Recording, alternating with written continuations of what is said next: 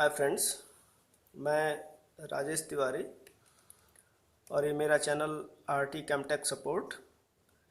इसके अंतर्गत मैं आपके लिए आज एक नया टॉपिक लेके आया हूँ, मॉलिक्यूलर ऑर्बिटल थ्योरी का। लेकिन उससे पहले मैं आपको बता दूँ मॉलिक्यूलर ऑर्बिटल थ्योरी क्या होती है। इसको डिटेल में हम पढ़ेंगे, आज शुरू समझेंगे, जानेंगे क्या होता है। लेकिन उससे पहले मैं आपको कुछ चीज़ें बताता हूँ कि मॉलिक्यूलर ऑर्बिटल थ्योरी होती क्या है, कैसे इसको एक्सप्लेन करेंगे। पहले शुरुआत करते हैं कुछ बेसिक चीज़ों से। देखिए, मैं ये टॉपिक एक्सप्लेन करने जा रहा हूँ, लेकिन उससे पहले मैं आपको एक चीज़ बता दूँ कि इस टॉपिक को जब भी आप शुरुआत करेंगे तो जिन चीज़ों से आपका पाला पड़ेगा, जिन चीज़ों को आपको समझना होगा, वो मैंने यहाँ बनाया हुआ है। इस तरह का एक कुछ डायग्राम बन के आएगा जिसमें आपको इलेक्ट्रॉन फिल करने होंगे, बॉन्ड ऑर्डर निकालना होगा, मैग्नेटिक प्रॉपर्टी मालूम करनी होगी। तो इसमें दो सबसे इम्पॉर्टेंट पॉइंट होता है, एओ, एमओ और एओ। एओ का मतलब है यहाँ पर एटॉमिक ऑर्बिटल और एमओ का मतलब है यहाँ पर मॉलिक्यूलर ऑर्बिटल। ये मॉलिक्यूलर ऑर्बिटल और ये एटॉमिक ऑर्बिटल। इसके इस साइड में जितने भी ऑर्बिटल्स बनेंगे वो सारे के सारे एटम्स के ऑर्बिटल होते हैं। ये दोनों तरफ एटम्स के ऑर्बिटल होते हैं और इन साइड जो बीच में होता है वो आपका मॉलिक्यूल का ऑर्बिटल होता है और उसमें उसी के अंदर सारे वो इलेक्ट्रॉन फिल किए जाते हैं जब कोई एलिमेंट्स मिल करके कोई एक कंपाउंड का फॉर्मेशन करते हैं। तो उसमें ये सारे के सारे एलिमेंट्स हम देखेंगे किस तरह से फिल करते हैं। लेकिन उससे पहले कुछ बेसिक चीज़ें समझी जाए कि आखिर ये थ्योरी जनरेट हुई क्यों, कैसे इस थ्योरी का फॉर्मेशन हुआ, कैसे ये थ्योरी काम करना शुरू करती है, कैसे इस थ्योरी में हम एंटर करेंगे। तो सबसे पहले मॉलिक्यूलर ऑर्बिटल थ्योरी में आता है बीएमओ। बीएमओ मतलब बॉन्डिंग मॉलिक्यूलर ऑर्बिटल और ABMO anti bonding molecular orbital. ये देख लीजिए, जब आप मॉलिक्यूलर ऑर्बिटल को एक्सप्लेन करेंगे तो जो ये ब्लू कलर से मैंने जो बनाए हुए हैं बॉक्स, ये सभी के सभी बॉन्डिंग ऑर्बिटल्स हैं। ये ब्लू कलर वाले जितने भी यहाँ पे बने हुए हैं, ये नीचे के साइड्स में हर ग्रुप में आ रहे हैं, नीचे के साइड में, तो ये सारे के सारे बॉन्डिंग मॉलिक्यूलर ऑर्बिटल हैं। और जो ये ग्रीन वाले बने हुए हैं ये एंटी बॉन्डिंग मॉलिक्यूलर ऑर्बिटल है। तो जब एटम है, अब ये एटम मिल करके मॉलिक्यूल बना रहे हैं। तो जब ये एटम्स मिल करके मॉलिक्यूल बना रहे हैं तो मॉलिक्यूल बनाते समय होता क्या है कि कई बार एलिमेंट की रिएक्शन होती है, कई बार एलिमेंट की रिएक्शन नहीं होती है। यानी कहने का मतलब कई बार एलिमेंट का बॉन्ड फॉर्मेशन काफ़ी स्ट्रांग हो जाता है और कई बार ये होता ही नहीं है, एक दूसरे को रिपेल कर जाते हैं या दूर हो जाते हैं या बॉन्ड बनता ही नहीं है। तो उस चीज़ को हम यहाँ समझेंगे मॉलिक्यूलर ऑर्बिटल थ्योरी के थ्रू कि कब कोई मॉलिक्यूल एग्जिस्ट करता है, बॉन्ड ऑर्डर कैलकुलेट करेंगे और उसमें हम समझेंगे कब कोई मॉलिक्यूल एग्जिस्ट करता है, कब कोई मॉलिक्यूल एग्जिस्ट नहीं करता है। तो फिलहाल आप यहाँ पर ये समझिए कि जितने भी ये ब्लू वाले हैं ये सभी के सभी हमारे किसको रिप्रेजेंट कर रहे हैं, बीएमओ को, बॉन्डिंग मॉलिक्यूलर ऑर्बिटल को।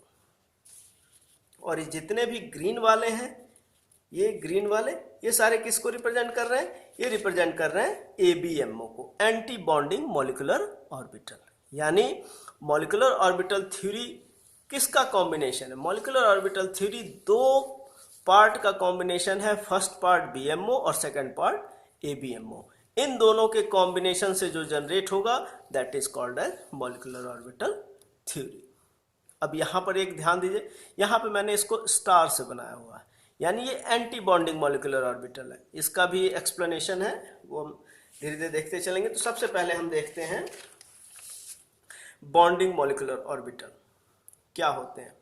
देखिए यहाँ पे मैंने लिखा हुआ है थ्योरी के फॉर्म में, थोड़ा सा इसको समझने की कोशिश करिएगा आप। When two waves of combining atomic orbital are in same phase, then addition, combination of atomic orbital wave function takes place and resulting orbitals are known as bonding molecular orbital। यानी कहने का मतलब जब सेम फेज के waves होंगे, same phase के waves का क्या मतलब, इसको थोड़ा सा समझिए। जैसे मान लीजिए आपने किसी तालाब में पत्थर फेंक दिया, किसी पानी के तालाब में पत्थर फेंका या किसी नदी में पत्थर फेंका, तो जब आपने जैसे यहाँ पर आपने पत्थर को गिराया, तो यहाँ से जब आप पानी को ध्यान से देखेंगे तो पानी में एक वेव्स बनी हुई है, ठीक है। ये पानी का वेव्स इस तरह से बनते हुए निकलता है, आगे की तरफ बढ़ता चला जाता है, ठीक है। मान लीजिए किसी दूसरे बच्चे ने सेम उसी पॉन्ड में कहीं दूर आपने एक और पत्थर फेंक दिया या किसी दूसरे ने फेंक दिया, तो उसकी भी एक वेव्स बनेगी, वो भी वेव्स आगे की तरफ बढ़ती चली जाएंगी। लेकिन जब दो वेव्स कहने का मतलब एक स्टोन ये एक स्टोन ये, इसकी एक वेव्स जनरेट हुई और इसकी एक वेव्स जनरेट हुई, अगर किसी कंडीशन में ये आ करके मिल गई, इसकी वेव्स और इधर से एक वेव्स और आके मिल गई, जब ये दो वेव्स मिलेंगी तो यहाँ पर कुछ एनर्जी इंक्रीज हो जाती है, ठीक है। एनर्जी इंक्रीज करने कहने का मेरा मतलब यहाँ पर यह है कि यहाँ पर ये एक बॉन्ड का फॉर्मेशन होगा। तो हमको एटम के केस में समझने के लिए हम इसको दोबारा देखते हैं, एटम के केस में कैसे समझेंगे इसको। एटम के केस में देखिए किस तरह से ये फॉर्म होता है, सेम वही जैसे दो एलिमेंट्स, एलिमेंट ए एलिमेंट बी, इनका कॉम्बिनेशन होना है, इनके कॉम्बिनेशन पे हाई इलेक्ट्रॉन डेंसिटी, इनका ए और बी इन दोनों का कॉम्बिनेशन होना, इन दोनों के कॉम्बिनेशन में ये मॉलिक्यूल का फॉर्मेशन हुआ बीएमओ के लिए। तो जब ये मॉलिक्यूल का फॉर्मेशन हो रहा है तो उस केस में क्या क्या चीजें वर्क कर रही हैं, तो इस केस में जो वर्क कर रहा है वो वर्क कर रहा है हाई इलेक्ट्रॉन डेंसिटी, यानी इन दोनों एलिमेंट्स के बीच में इतनी ज्यादा हाई इलेक्ट्रॉन की डेंसिटी हो जाती है कि बॉन्ड आपस में फॉर्म कर जाते हैं, एक दूसरे के साथ स्ट्रॉन्ग बॉन्ड का फॉर्मेशन करते हैं। होता क्या है, इन दोनों एलिमेंट के बीच में स्ट्रॉन्ग अट्रैक्शन होता है। स्ट्रॉन्ग अट्रैक्शन मतलब बॉन्ड का फॉर्मेशन, जो ही बॉन्ड का फॉर्मेशन होगा तो मोर स्टेबल, उनकी स्टेबिलिटी बढ़ जाएगी और एनर्जी कम हो जाएगी। आगे बात सुनिए, जब ए और बी दोनों आपस में मिल रहे हैं तो उनके बीच में एक जल्दी से बॉन्ड का फॉर्मेशन, सेम वही कंडीशन यहां पर भी, एक पत्थर आपने यहां फेंका, एक पत्थर आपने यहां फेंका, यहां से वेव्स बन के बाहर आगे की तरफ चल रही है और यहां से वेव, कोई एक ऐसी वेव्स होंगी जिनमें दोनों की दोनों वेव्स आकर के सेम फ्रीक्वेंसी की होंगी और दोनों आपस में मिक्स कर जाएंगे। जब जो ही दोनों आपस में मिक्स करेंगी तो एक बड़ी वेव्स का फॉर्मेशन होगा, इस वेव्स के फॉर्मेशन में ये बॉन्डिंग को रिप्रेजेंट कर देगा, ठीक। अगर दूसरा पत्थर फेंका आपने, इस तरह से एक पत्थर को फेंका हमने, एक इस तरह फॉर्म से निकला और एक इस तरह से हो गया, तो इस केस में एक पॉजिटिव जा रहा है और दूसरा उसी समय एक क्या हो गया, निगेटिव हो गया, तो ये सब्ट्रैक्शन का केस बनेगा, ये बॉन्डिंग का केस नहीं बनेगा, ये सब्ट्रैक्शन। यहां पर क्या है, दोनों की वेव्स इक्वल हो रही हैं, जब दोनों की वेव्स इक्वल हो रही हैं तो एक बार तो ही उनके बॉन्ड का फॉर्मेशन होगा और उनके बीच की एनर्जी कम हो जाएगी, जो ही एनर्जी कम होगी बॉन्ड का फॉर्मेशन होगा, मॉलिक्यूल स्टेबिलिटी को गेन कर लेगा। आइए इसको वेव्स की मदद से भी देख लेते हैं। वेव्स में क्या कहा जा रहा है, वेव्स में ये कहा जा रहा है कि साई ए, ये एलिमेंट ए, इसका वेव फंक्शन साई ए, एलिमेंट बी, इसका वेव फंक्शन साई बी, दोनों के दोनों मिले और दोनों के दोनों मिलने के बाद इनके वेव्स को ये एक इंक्रीज कर दिया, ठीक है, एकाएक एनर्जी यहां पर बढ़ गई। जो ही यहां पर एनर्जी बढ़ी, साई ए साई बी का फॉर्मेशन हुआ और मॉलिक्यूल मॉलिक्यूल में स्ट्रॉन्ग बॉन्ड का फॉर्मेशन होगा, जो ही स्ट्रॉन्ग बॉन्ड का फॉर्मेशन होगा उसकी एनर्जी कम हो जाएगी और मॉलिक्यूल क्या हो जाएगा, वो स्टेबल हो जाएगा, ठीक है। तो ये bonding molecular orbital, bonding molecular orbital देख लीजिए, इसमें भी एनर्जी आगे की तरफ ये इंक्रीजिंग कंडीशन में, यहां पर ये डॉटेड लाइन इंडिकेट कर रहा है इलेक्ट्रॉन डेंसिटी ऑफ एटम और ये सॉलिड लाइन बता रहा है कि ये दो वेव्स मिल करके एक बॉन्ड बना दिया, ठीक है, उसको रिप्रेजेंट कर रहा है, ये बॉन्डिंग को रिप्रेजेंट कर रहा है ये वेव्स, ठीक। एंटी बॉन्डिंग में आते हैं। एंटी बॉन्डिंग मॉलिक्यूलर ऑर्बिटल के लिए when two waves of combining atomic orbital are in opposing phase, then subtraction combination of atomic orbitals or wave function takes place and molecular orbitals so formed are known as anti-bonding molecular orbital। यानी इस case में क्या हो रहा है कि same दो atom, bonding के केस में भी दो एटम है, एंटी बॉन्डिंग के केस में भी दो एटम है। इस केस में क्या हो रहा है कि एटम्स के वेव्स इक्वल हैं, जिसकी वजह से बॉन्डिंग हो रही है। यानी कहने का मतलब उन दोनों के दोनों एलिमेंट के बीच में अट्रैक्शन जनरेट कर रहा है। लेकिन यहां पर क्या है, जो उनकी वेव्स जनरेट हो रही हैं वो वेव्स एक दूसरे के लिए सुटेबल कंडीशन नहीं प्रोवाइड कर रहा है। अगर एक पॉजिटिव है तो दूसरा निगेटिव हो गया, दूसरा पॉजिटिव है तो पहला निगेटिव हो गया। तो इस केस में क्या हो रहा है कि बॉन्ड बन ही नहीं रहा है। देखिए यहां पर ए और बी यहां पर जो ही आते हैं ये एक दूसरे से अलग हो गए। जब ये एक दूसरे से अलग हो गए तो अलग होने के केस में क्या हुआ, बॉन्ड का फॉर्मेशन हुआ ही नहीं। तो ये किस में काउंट किया जाएगा, ये काउंट किया जाएगा ABMO में, एंटी बॉन्डिंग मॉलिक्यूलर ऑर्बिटल में। इस केस में क्या होता है, एक नोडल प्लेन होता है। नोडल प्लेन किसे कहते हैं, तो नोडल प्लेन उसे कहते हैं where probability of finding electrons is 0। यानी कहने का मतलब सारे के सारे इलेक्ट्रॉन की डेंसिटी एक साइड में सिमट जाती है, दूसरी तरफ से वो खाली हो जाता है। तो इस केस में क्या होता है, बॉन्ड का फॉर्मेशन होता ही नहीं है और मॉलिक्यूल अनस्टेबल होता है, यानी हाई एनर्जी इसकी जनरेट होती है। देख लीजिए इसको कैसे, एक पॉजिटिव वेव्स और दूसरा निगेटिव वेव्स। तो इस केस में क्या होगा, सब्ट्रैक्शन हो जाएगी, यानी वेव की लेंथ घट गई। यहां पर क्या है, वेव की लेंथ बढ़ गई और ये क्या हो रहा है, ये यहां पर दो अलग अलग वेव्स बन रही हैं। दो यहां पर क्या है कि ये दोनों वेव्स मिलकर के एक वेव्स का फॉर्मेशन किया। यहां पर क्या है, दोनों वेव्स है और दोनों किस फॉर्म में है, अलग अलग फॉर्म में है, जिसकी वजह से इसमें बॉन्डिंग का ऑर्बिटल का फॉर्मेशन होगा ही नहीं और इसमें बॉन्डिंग मॉलिक्यूलर ऑर्बिटल बनेगा। ठीक है, आई बात समझ में। BMO और ABMO, बॉन्डिंग मॉलिक्यूलर ऑर्बिटल और एंटी बॉन्डिंग मॉलिक्यूलर ऑर्बिटल, दो अलग अलग बन रहे हैं यहां पर। इस चीज को बहुत ही इंपॉर्टेंट है, इसको समझ लीजिए। मैं इसको नोट को आपके सामने रख रहा हूं, वीडियो को पॉज करिए और इस पूरे के पूरे नोट्स को समझने की कोशिश करिए, इसमें लिखा क्या गया है। ठीक है, तो BMO और ABMO, BMO के केस में क्या है, एटम्स के वेव्स जनरेट होते हैं, दोनों के दोनों वेव्स क्या होते हैं, स्ट्रॉन्ग बॉन्डिंग को अप्रिशिएट करते हैं, स्ट्रॉन्ग बॉन्डिंग के लिए कंडीशन जनरेट करते हैं, जिसकी वजह से बॉन्डिंग मॉलिक्यूलर ऑर्बिटल का फॉर्मेशन होता है। इस केस में क्या होता है, एक पॉजिटिव वेव दूसरे की निगेटिव वेव से इंटरेक्ट करते हैं, जिसकी वजह से बॉन्ड का फॉर्मेशन हो ही नहीं पाता। यहां पर क्या है, दोनों की दोनों वेव पॉजिटिव है, यहां पर क्या है, एक पॉजिटिव और निगेटिव है। आप ऐसे समझ लीजिए, एक पॉजिटिव वेव्स BMO के केस में दोनों वेव्स पॉजिटिव है, ABMO के केस में एक वेव पॉजिटिव और एक निगेटिव, जिसकी वजह से बॉन्ड का फॉर्मेशन नहीं हो पाता। इस केस में बॉन्ड का फॉर्मेशन होता है। ठीक है, मॉलिक्यूलर ऑर्बिटल थ्योरी के पहले दो इंपॉर्टेंट पॉइंट।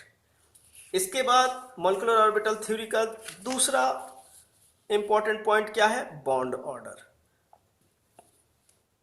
अगर मॉलिक्यूल ने मॉलिक्यूलर ऑर्बिटल के थ्योरी के थ्रू हमने देखा है BMO और ABMO, तो दोनों में इलेक्ट्रॉन होंगे, बॉन्डिंग में भी इलेक्ट्रॉन है और एंटी बॉन्डिंग में भी इलेक्ट्रॉन है। जब इन दोनों को मिला दिया जाता है तो उसके बाद हम कैलकुलेट करते हैं बॉन्ड ऑर्डर। यानी कहने का मतलब, जैसे आप यहां पर देखिए, थोड़ा सा समझिए, यहां पर एटॉमिक ऑर्बिटल और मॉलिक्यूलर ऑर्बिटल, एटम्स के जितने भी ऑर्बिटल हैं और मॉलिक्यूल के जितने भी ऑर्बिटल हैं, इसके अंदर हम इलेक्ट्रॉन भरेंगे। वो इलेक्ट्रॉन कहां पर होंगे, बॉन्डिंग में भी होंगे और एंटी बॉन्डिंग में भी होंगे। तो इनके कॉम्बिनेशन को हम कहते हैं बॉन्ड ऑर्डर। इनके कॉम्बिनेशन से हम एक कैलकुलेशन करेंगे, वो कैलकुलेशन हमें इस सिचुएशन में इस कंडीशन को एक्सप्लेन करेगा कि जो मॉलिक्यूल बना है वो स्टेबल है या अनस्टेबल है या रिजोनेटिंग फॉर्म में एग्जिस्ट कर रहा है। आगे बात सुन में, कहने का मतलब जैसे इनके कॉम्बिनेशन में, जैसे मैंने यहाँ पर देखिए ये एंटी बॉन्डिंग का है और ये बॉन्डिंग है, लेकिन है तो ये पूरा मॉलिक्यूल का है। तो जब पूरे मॉलिक्यूल को अगर हम ध्यान से समझेंगे, हम इसको अगर ध्यान से देखें, ध्यान से समझें, तो इनके कॉम्बिनेशन से एक मॉलिक्यूल की कंडीशन जनरेट होगी। बॉन्डिंग और एंटी बॉन्डिंग से जो कंडीशन जनरेट होती है उसे हम लोग कहते हैं बॉन्ड ऑर्डर। और उस बॉन्ड ऑर्डर के कैलकुलेशन हमें ये बताएगा कि मॉलिक्यूल एग्जिस्ट करेगा या नहीं। ठीक है, यहां पर देखिए बॉन्ड ऑर्डर। बॉन्ड ऑर्डर कैसे कैलकुलेट करते हैं? Bond order is equal to half into bonding electrons minus anti bonding electron, P E and A E. Bonding electron minus anti bonding electron. देख लीजिए इसमें anti bonding electrons and bonding electron. अब इस bond order का application क्या है? First application, bond order is directly proportional to stability. जितने ज्यादा बॉन्ड ऑर्डर उतना ज्यादा molecule stable. Bond order is directly proportional to dissociation energy. जितना ज्यादा बॉन्ड ऑर्डर होगा उतनी ज्यादा उसमें एनर्जी चाहिए उसको डिसोसिएट करने के लिए, तोड़ने के लिए बॉन्ड को। Bond order is directly proportional to bond strength. जितना ज्यादा बॉन्ड ऑर्डर उतनी ज्यादा बॉन्ड स्ट्रेंथ। मतलब अगर बॉन्ड ऑर्डर 5 आ गया तो बॉन्ड स्ट्रेंथ बढ़ गई। Bond order is directly proportional to 1 upon reactivity. अगर रिएक्टिविटी ज्यादा हो गई तो बॉन्ड ऑर्डर कम होगा। अगर बॉन्ड ऑर्डर कम है तो रिएक्टिविटी ज्यादा होगी। Bond order is directly proportional to 1 upon bond length. अगर बॉन्ड लेंथ ज्यादा है तो बॉन्ड ऑर्डर कम होगा। सीधी सी बात है।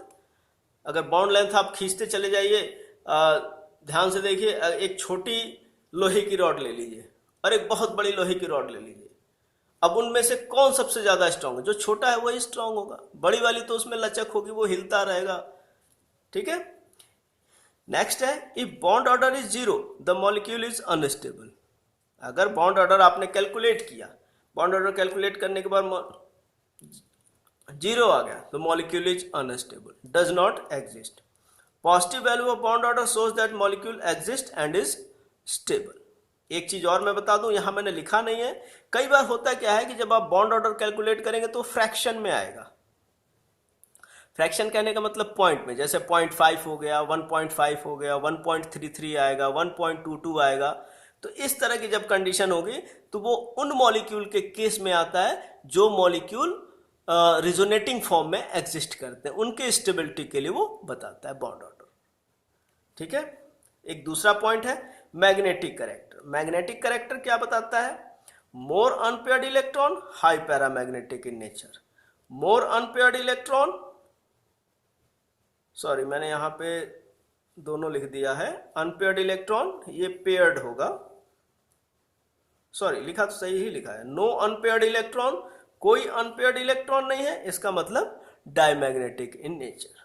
कोई अनपेयर्ड में सारे के सारे इलेक्ट्रॉन पेयर्ड हैं तो वो क्या होगा? डायमैग्नेटिक इन नेचर होगा। ये सेकंड कंडीशन। थर्ड सेम, अब चलते हैं, ये हमारे बेसिक थे मॉलिक्यूलर ऑर्बिटल, मतलब जो भी आगे हम काम करेंगे उनके ये बेसिक से, उनको हमको ये समझना था। फर्स्ट पेज, वीडियो पॉज करिए और इसको समझिए क्या लिखा हुआ है। सेकंड पेज, इस केस में भी वीडियो को पॉज करिए और इसको समझिए इसमें क्या लिखा हुआ है। अब हम आते हैं थर्ड पेज। इस केस में 2 कैटेगरी आइडेंटिफाई हुई है। बीएमओ के अंदर भी 2 तरह की कैटेगरी जनरेट होती है। एक first category less than or equal to 14 electron और सेकंड केस में मोर देन 14 इलेक्ट्रॉन। यानी अगर आप पहला कंडीशन देखिए, energy orbital diagram for molecule up to nitrogen, total number of electron is less than or equal to 14। Total number of electron is less than or equal to 14, यानी 14 से कम वाले या 14 वाले जितने भी एलिमेंट्स हैं वो सारे के सारे इस कैटेगरी में आएंगे, उससे एबव वाले इस कैटेगरी में जाएंगे। अब इन दोनों का डिफरेंस समझिए क्या है। इन दोनों में difference 1s, sigma 1s, sigma star 1s, sigma 2s, sigma star 2s। ठीक है, यहां पर देखिए sigma 1s, sigma star 1s, sigma 2s sigma star 2s। इस कहने का मतलब यहाँ से लेकर के यहाँ तक कोई डिफरेंस नहीं है। इसके बाद जो ही आप आगे बढ़ते हैं, यहाँ पर क्या मिल रहा है, pi two P X is equal to pi two P Y, लेकिन यहाँ पर क्या क्या मिल रहा है, sigma two P Z. Sigma two P Z यहाँ पर है, इसमें सबसे नीचे है, ये यहाँ पर है नीचे, यहाँ पर ये ऊपर हो गया। ठीक है, तो ये किस फॉर्म में लिखे गए, ये बढ़ती हुई एनर्जी के फॉर्म में लिखे गए हैं। यानी अगर आपसे पूछा जाए 1 नंबर का क्वेश्चन मल्टीपल चॉइस कि नाइट्रोजन के केस में बॉन्ड ऑर्डर में एनर्जी किसकी कम होगी, सिग्मा टू पी जेड की कि पाई टू पी एक्स की, तो आपका सिंपल आंसर होगा पाई टू पी एक्स ऑर्बिटल की एनर्जी कम होगी in the case of nitrogen. लेकिन अगर यही क्वेश्चन ऑक्सीजन के लिए पूछ दिया जाए या उससे किसी बड़े एलिमेंट के लिए पूछ दिया जाए तो उस केस में सिग्मा टू पी जेड हो जाएगा। तो ये इनका एनर्जी डिफरेंस है। ठीक है, तो ये बीएमओ के लिए सॉरी ये अप टू नाइट्रोजन के लिए और ये एबव नाइट्रोजन के लिए। ध्यान से देख लीजिए, इनका एक इलेक्ट्रॉनिक कॉन्फ़िगरेशन भी लिखा है मैंने यहाँ पर। सिग्मा बस सॉरी ये सारे के सारे लेस देन होते चले जाते हैं, सब में इस तरह का साइन लग जाएगा कि सारे के सारे जो भी हैं वो लेस हैं। मतलब पहले sigma 1s less energy, higher energy में sigma star 1s, sigma 2s less energy, higher energy में सिग्मा स्टार 2s। तो ये अप टू नाइट्रोजन के लिए और ये एबव नाइट्रोजन के लिए। ये एनर्जी इस तरह से साइड में बढ़ती हुई, मतलब जैसे जैसे ऑर्बिटल ऊपर, अब जैसे 2p, ठीक है, यहां पर ऐसे समझ लीजिए 2p, लेकिन पाई स्टार 2px की एनर्जी 2p से ज्यादा हो गई। ठीक है, अब इसको आप ऐसे भी लिख सकते हैं, यहां पर भी आप आइडेंटिफाई कर सकते हैं, मैंने नहीं किया हुआ, आप इसको आइडेंटिफाई कर सकते थे px py pz, ये भी वैसी तरह से px py pz, ये भी उसी तरह से px py pz, px py pz। ठीक, अब इसमें ऐसा कोई नहीं है जैसे यहाँ पर जेड अटैच हो रहा है तो यहाँ पर जेड भाग रहा है, ऐसा कुछ भी मतलब नहीं है। इलेक्ट्रॉन कॉम्बिनेशन में जहाँ से आएंगे वहीं, इसमें इस केस में सारा का सारा इन्वॉल्व हो रहा है, इसलिए there is no any problem with this combination. लेकिन जिस केस में, अब जैसे फ्लोरीन के केस में, हाइड्रोजन फ्लोराइड के केस में है, वहाँ पे दिक्कत करता है, वहाँ पे ये प्रॉब्लम क्रिएट करता है कि अगर पी जेड पहले है तो पी जेड को पहले लेके आओ, या लास्ट में उसको लास्ट में ले जा करके रखो, फिर वो कॉम्बिनेशन को अप्रिशिएट करते हैं।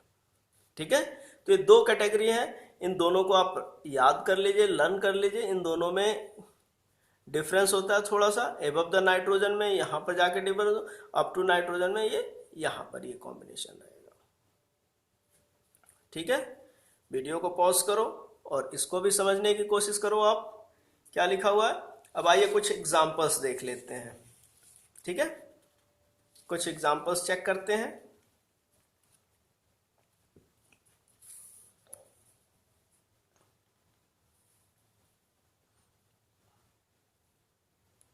सबसे पहला एग्जाम्पल है हाइड्रोजन H2 का। देखिए हाइड्रोजन के लिए H2 है, H2 के लिए क्या करेंगे, इसमें 2 हाइड्रोजन हो गए, 1 electron, electronic configuration 1s1 1s1, ये रख दिया हमने, 1s1 दोनों में एक एक इलेक्ट्रॉन है। इनको लाए कॉम्बिनेशन में इनके दो, अब यहाँ पर देखिए वेव्स का फॉर्मेशन अब यहाँ से शुरू होगा, पहले पेज पे अब हमको आना पड़ेगा। मैंने क्या एक्सप्लेन कर रहा हूँ, मैं हाइड्रोजन को एक्सप्लेन कर रहा हूँ। देखिए यहाँ पे ध्यान से थोड़ा सा,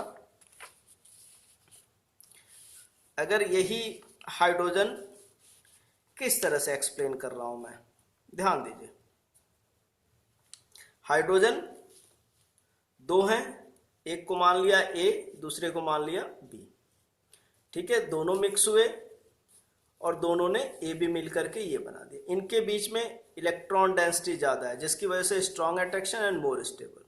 अगर इनके वेव्स की बात करें तो हाइड्रोजन 1 की वेव ये है, हाइड्रोजन 2 की वेव ये है। दोनों ने मिलकर वेव इंक्रीज कर दिया।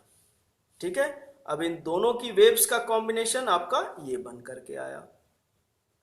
ठीक है, और ये बनने के बाद अब इसको एमओटी में कैसे एक्सप्लेन किया, तो एमओटी में एक्सप्लेन करने के लिए दो 1s ले लिए, एओ ले लिए, एटॉमिक ऑर्बिटल इनके हैं ये, फर्स्ट एओ, सेकंड एओ, और ये बीच वाला सेंटर वाला हो गया एमओ।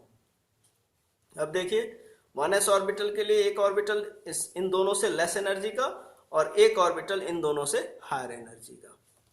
फर्स्ट इलेक्ट्रॉन कहाँ जाएगा, बट नेचुरल लोअर में, क्योंकि उसको स्टेबिलिटी मिलेगी। तो एक इलेक्ट्रॉन यहां से, एक ऑर्बिटल में कितने इलेक्ट्रॉन, 2 इलेक्ट्रॉन मैक्सिमम हो सकते हैं, तो दोनों के दोनों इलेक्ट्रॉन यहीं पेयर हो जाएंगे। इसके बाद कोई इलेक्ट्रॉन बचा ही नहीं है, तो एंटी बॉन्डिंग में कोई जाएगा ही नहीं। तो बचा क्या, bond order is equal to 2 - 0।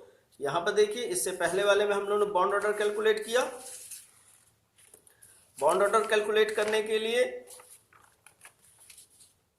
Be minus AE, bonding और bonding electron minus anti bonding electron. यहां पर चेक करिए, बॉन्डिंग इलेक्ट्रॉन 2, एंटी बॉन्डिंग में 0। आंसर क्या निकल के आया, 1। नो अनपेयर्ड इलेक्ट्रॉन, कोई अनपेयर्ड इलेक्ट्रॉन है, डाईमैग्नेटिक इन नेचर। अगर हाइड्रोजन का फॉर्मेशन होता है तो वो डाईमैग्नेटिक इन नेचर होगा। यानी कहने का मतलब, अगर हम हाइड्रोजन को मैग्नेटिक फील्ड से पास करेंगे तो मैग्नेटिक निडल में कोई भी फ्लक्चुएशन नहीं होगा। क्यों, क्योंकि कोई भी अनपेयर्ड इलेक्ट्रॉन है ही नहीं हाइड्रोजन। अब चलिए आइए देख लेते हैं H2+ ion.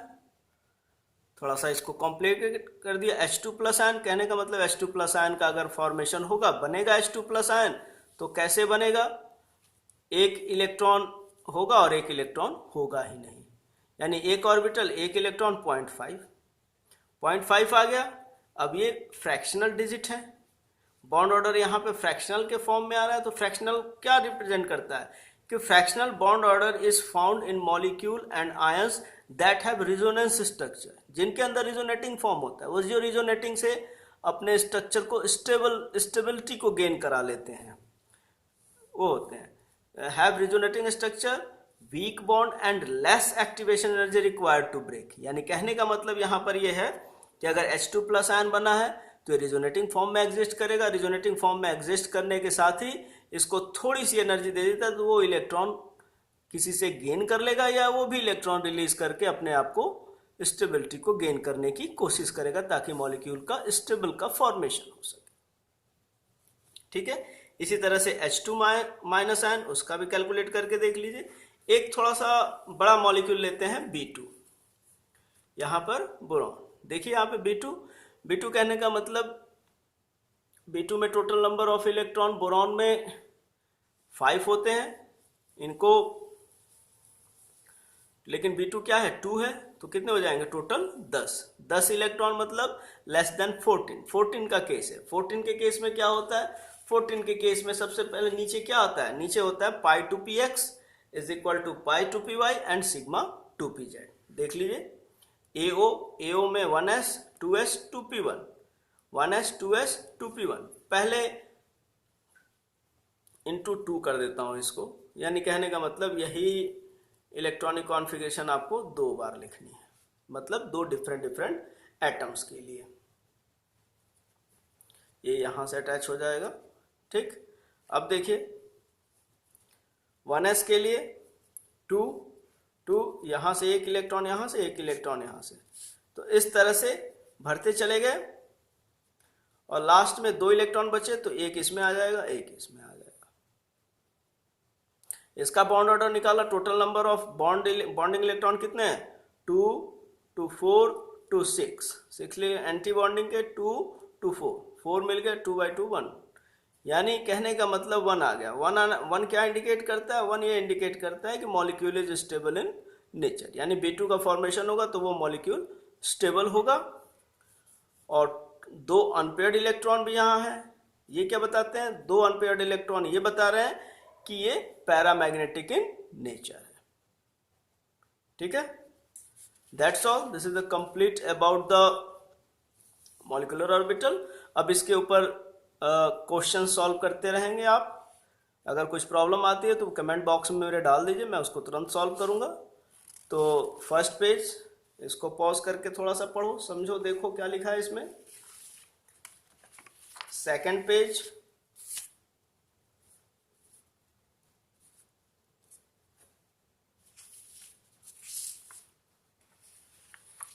Third page and last fourth page.